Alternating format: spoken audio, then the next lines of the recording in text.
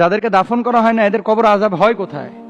আপনারা যে বলেন যে কবর আযাব হবে, আপনারা যে বলেন কবরের মধ্যে প্রশ্ন আসবে, তো যাদেরকে কবরই নেওয়া হয় না, বিমান ক্রাশ করে সাগরে পড়ে গেছে, এখন এই মানুষগুলোর কিভাবে মুনকার নাকির প্রশ্ন করবে? প্রশ্ন জাগে না? জাগে। এটার জবাব কি দেখেন, আসলে কবরের সুখ বা শাস্তির বিষয়টা সম্পূর্ণ অদৃশ্যের বিষয়।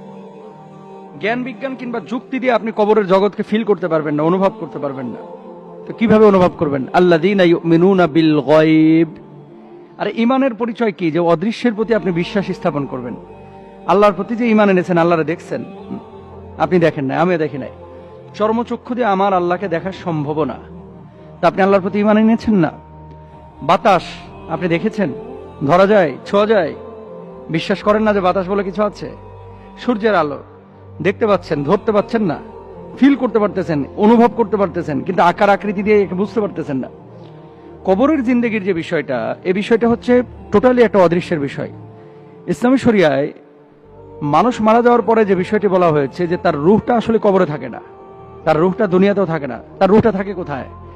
তার রূহটা চলে যায় হচ্ছে আলামে বারজাখে, হয় ইল্লিয়িনে যাবে অথবা সিজ্জিনে যাবে। এই দুইটা জায়গার যে কোনো এক জায়গায় যাবে। জাহান্নামী হলে এক পরিবেশে যাবে, জান্নাতি হলে আরেক পরিবেশে যাবে। মানুষের মূলত আযাব বা প্রশ্নের বিষয়টা হচ্ছে তার রুহের সাথে, তার বডির সাথে না। দেখেন, এই বডিটা ততক্ষণ পর্যন্ত দাম আছে, মূল্য আছে, যতক্ষণ পর্যন্ত রুহ নামক পাখিটা আপনার এই বডি নামক খাঁচার মধ্যে আছে।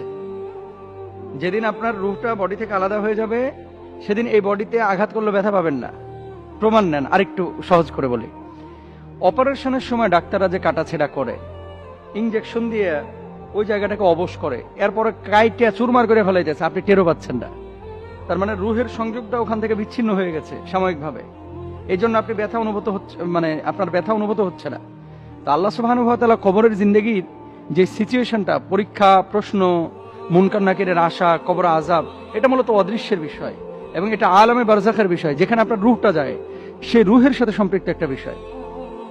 তাহলে এখন হিন্দু যদি মারা যায়, সেও তো আল্লাহর কাছে প্রশ্নের সম্মুখীন হবে। খ্রিস্টান যদি মারা যায়, সেও হবে।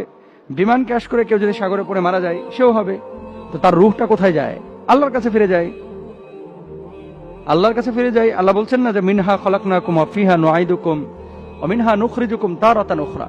তো আল্লাহর কাছে যখন যাবে, ওই রুহের উপরে অত্যাচার হবে, ওই রুহের উপরে জুলুম, আযাব হবে, ওই রুহের উপরে শাস্তি হবে, ওই রুহকে প্রশ্ন করা হবে, ওই রুহের আপনার যে পরিবেশ থাকবে, সিচুয়েশন বা যে মাকান থাকবে, সেখানে তাকে সে প্রশ্নগুলো করা হবে।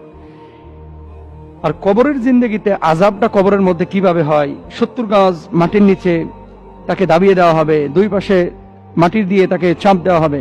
এই সমস্ত বিষয়গুলো কি কাইফিয়তে হবে, এটা আল্লাহ ছাড়া আপনি আমি কেউ জানি না। সুতরাং কোনো মানুষ যদি মনে করে যে কবরের জিন্দেগি এটা মিথ্যা জিন্দেগি, না, মানুষের জীবনের 3টা স্টেপ বা ধাপ আছে। 1 নম্বর হচ্ছে জন্মের আগের, আরেকটা হচ্ছে জন্মের পরের, এই দুনিয়ার জিন্দেগি, আরেকটা হচ্ছে কবরের জিন্দেগি, কবরের পরে আখিরাতের জিন্দেগি। বুঝতে পেরেছেন নিশ্চয়?